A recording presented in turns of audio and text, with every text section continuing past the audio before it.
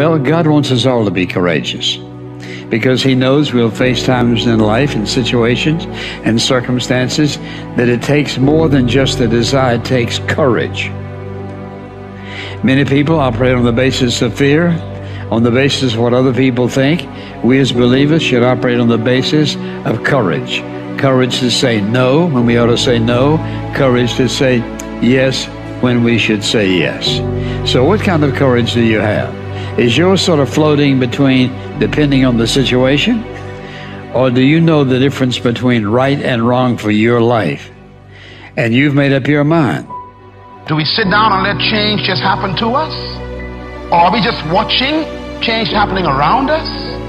Or are we aware that change is happening within us?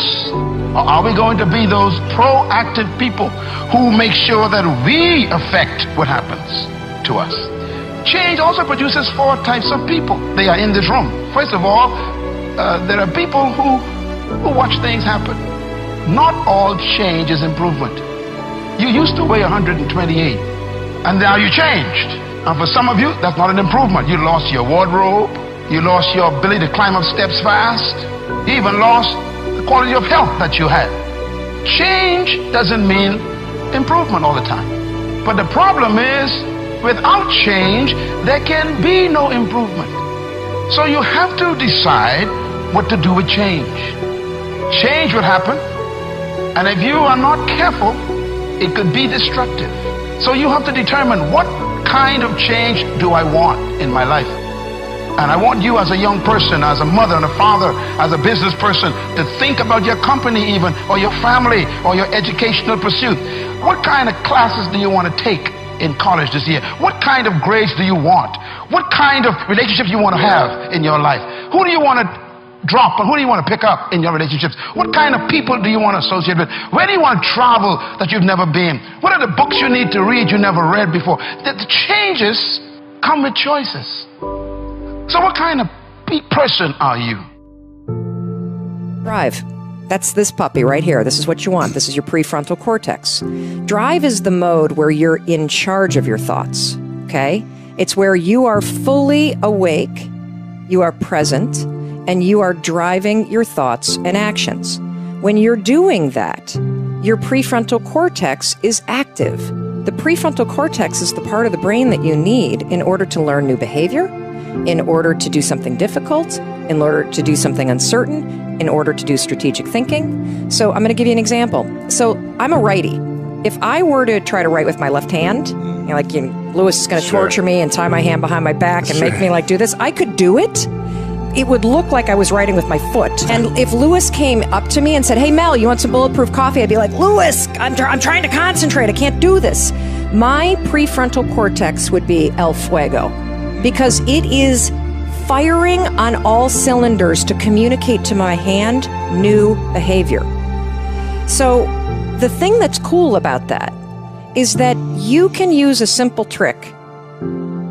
The moment you feel yourself hesitate, the moment you've got one of those moments where you know that you need to, this is that moment that Lewis talks to you about where you got to step outside of your comfort zone and you've got to lean into your passion and you've got to really take some risks and you got to feel the fear and you got to do it anyway. That's the moment where you just woke up and now you got a decision to make. Are you going to drift back into the habits, or are you going to awaken your prefrontal cortex and drive forward and focus and do something new?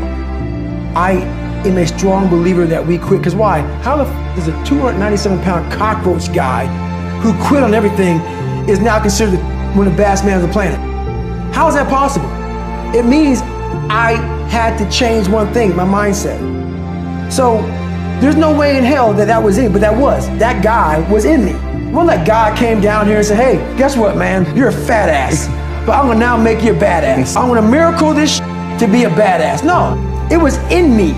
I had to believe and make that belief work. And through hard work, I did that. And if you understand the mind, it does what you tell it. That's its job. And if you tell it better stuff, you have an amazing life. And if you tell it mediocre stuff, you have a mediocre life. I want you to think about this goal that you want. I want you to envision it and see it in your mind's eye. And every day say to yourself that it's possible. See, most people are not accumulating wealth. Most people are living in poverty. Most people are living far below their potential, not because they don't have the capacity, not because they have not been given authority and dominion over everything on the face of the earth, but most people are living like they're living because of the fact that they don't believe they can have any more than what they now have. In the book called Miseducation of the Negro, Dr. Carter G. Woodson said, if you can determine what a man shall think, you'll never have to concern yourself with what he will do. If you can make a man feel inferior, you never have to compel him to seek an inferior status, for he will seek it himself. And if you can make a man feel justly an outcast, you never have to order him to go to the back door. He'll go without being told. And if there's no door, his very nature will demand one. That's why Scripture reminds us, be ye not conformed to this world, but be ye transformed by the renewing of your mind. So every day you have to sell yourself and get out of your mind those old thoughts, that old belief system. Every day you've got to sell yourself on that it's possible. That you got to put a new mind in you. You got to get out of your mind. You got to begin to restructure your thinking. Every day you've got to begin to recondition your mind. See, many of us go through life making choices, thinking it's our choices, and it's not. What do you mean by that? I'm reminded of the great anthropologist Margaret Mead. She was in a restaurant in Europe, and a waiter saw her and said, "Oh, how are you? I'm so glad to see you." He said, "There are several other Americans here tonight." And she said, "Is that right?" He said, "Yes." She said, "When you serve them dessert, let me know and I'll tell you exactly how many are here." He said, "That's not possible." She said, "Let me know after you serve dessert." When he served dessert, he came back and he told her. She got up, she walked around, and she looked and she observed, and she said, "You have exactly 65 Americans here." He checked the guest list and he was amazed. He said, "How did you know that?" She said, "Because in Europe, when you eat a slice of pie or cake, you eat it from the back toward the tip. In America, when we eat a slice of pie or cake, we eat it from the tip toward the back." How many of you, when you eat a slice of pie or cake, you eat it from the tip toward the back? Raise your hands, please. Good. Now, what else is in your mind? What else are you doing unconsciously that you don't even know? I'm going to say something and I want you to answer it after it. I want you to end it for me. Winston tastes good like what? How many of you don't even smoke Winston but know it? Raise your hands, please. Now, that commercial been off the air for 30 years. 30 years. See, let me share something with you. The easiest thing I've ever done was to earn $1 million. The most difficult thing I've ever done was to believe it could happen to me.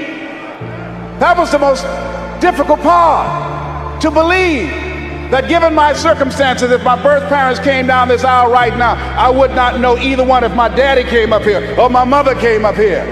Given the fact that I was born in an abandoned building on a floor, being labeled educable, mentally retarded, not having any college training, I used to feel all my life that people who had college degrees were more intelligent than me. I remember going to see the late Dr. Norman Vincent Peale, the author of the book, The Power of Positive Thinking. And I used to look at him up on stage and I said, I could do that. I would love to talk to people. I'd love to talk to people. And I said, I could do that. But then when I started going back to my car, my mental conditioning activated itself. And it said, Les Brown, you can't do that. You don't have a college education. Les Brown, you can't do that. You don't have the training. You've never worked for a major corporation.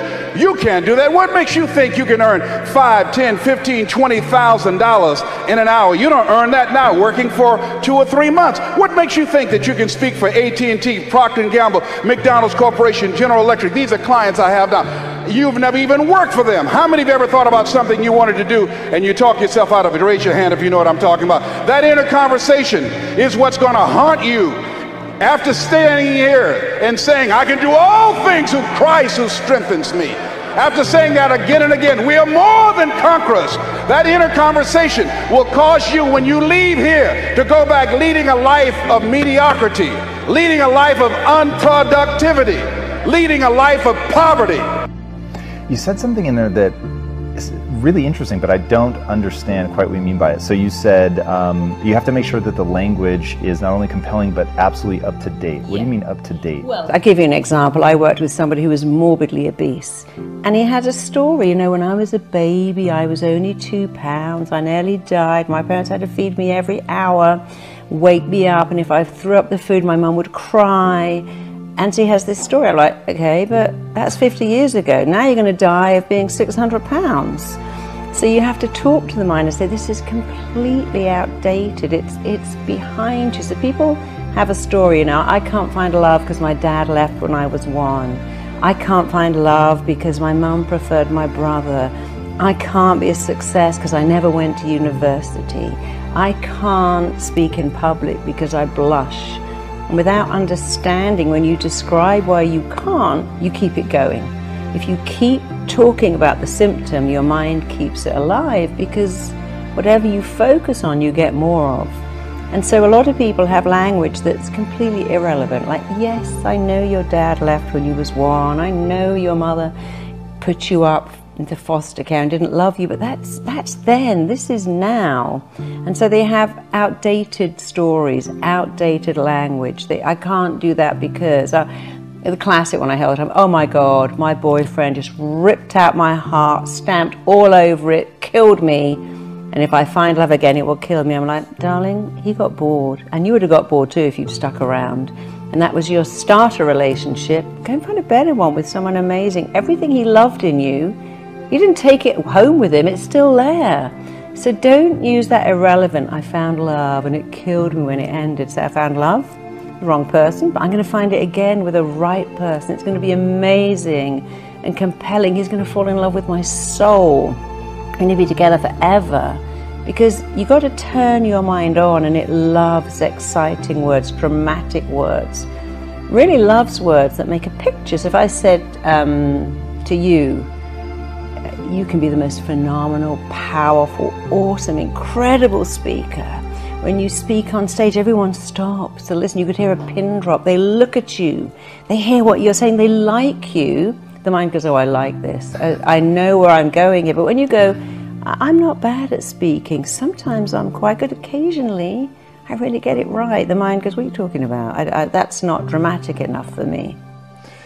Yeah, I'm a huge believer in the power of self-talk, and that the way that you talk to yourself is going to have a profound impact on how you move forward, and like you said, getting excited and using big language. I'm way on board with that.